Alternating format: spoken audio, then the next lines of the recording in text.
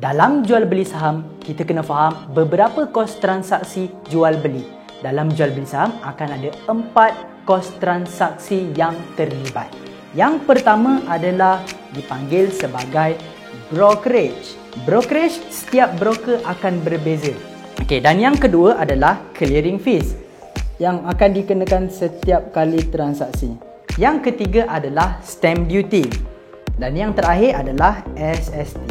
Keempat-empat kos transaksi ini akan dikenakan setiap kali jual dan beli. Memang kita nampak ada 4 kos transaksi, rasa macam mahal. Sebenarnya setiap kos transaksi ini tak sampai 1% pun daripada modal yang kita gunakan untuk membeli dan untuk menjual. Sebagai contoh, kita ada satu saham yang berharga RM1 dan kita ingin membeli sebanyak 1000 unit.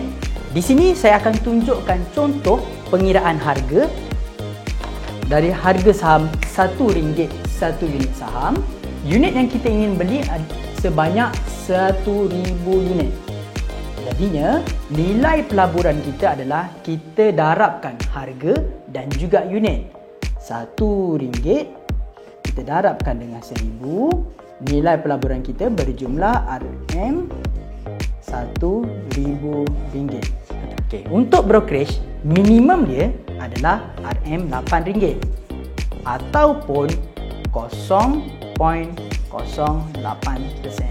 Minimum adalah RM8. Sekiranya 0.08% ni lebih daripada RM8, barulah akan dikenakan 0.08%. Sebagai contoh, kita ambil pengiraan 0.08, kita kalikan dengan RM1,000.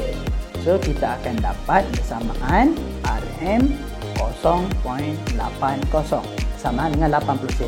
Yang mana lebih tinggi? RM8 ataupun 80 sen? Sudah tentunya RM8. Jadi brokerage kita akan dikenakan sebanyak RM8. Clearing fees hanyalah sekitar 0.03%. Jadi kalau kita darabkan 0.03% dengan RM1,000, kita akan dapat RM0.30 bersamaan dengan 30 sen sahaja. Seterusnya, charge yang ketiga adalah stamp duty. Stamp duty akan dikenakan RM1 setiap RM1,000. Kalau modal pelaburan kita berjumlah RM2,000, stamp duty akan dikenakan RM2. Tapi dalam contoh di hadapan ini, modal pelaburan kita hanyalah RM1,000. Dan yang keempat, yang terakhir adalah SST sebanyak 6%. Bunyi macam banyak, tapi sebenarnya tak. Sebab SST itu bukan dikenakan daripada modal pelaburan kita yang RM1,000, tetapi dikenakan kepada brokerage kita. Kalau tadi brokerage kita RM8, jadinya kita akan darabkan 6% daripada RM8 bersamaan dengan RM0.48. Jadi itulah keempat-empat charge ataupun kos transaksi yang dikenakan setiap kali jual dan beli saham. Sekarang kita kirakan, betul tak tadi yang saya cakap kos transaksi ni tak sampai 1% pun? Nak buktikan benda tu, sekarang kita kirakan. Total charge pertama tadi kita dapat brokerage sebanyak RM8. Kita tambahkan dengan 0.3 clearing fees kita dan seterusnya kita tambahkan dengan RM1. Dan yang terakhir adalah 48 sen.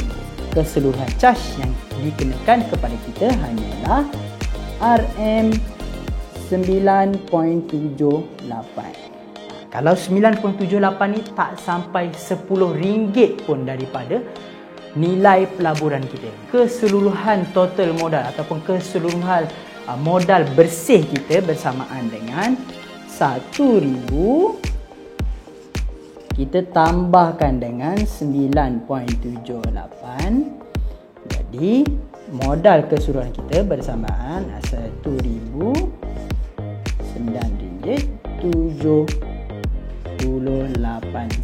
Dan kalau kita dapat lihat, RM9 tak sampai 1% pun. Jadi kita kena faham, setiap kali jual dan beli saham akan ada kos transaksi yang terlibat.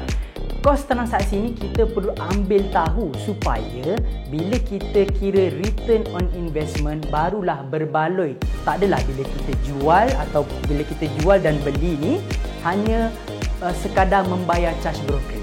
Bila kita faham benda ni barulah kita boleh tetapkan matlamat di mana sebenarnya apabila kita menjual satu harga saham tu kita boleh cover semua charge-charge yang terlibat.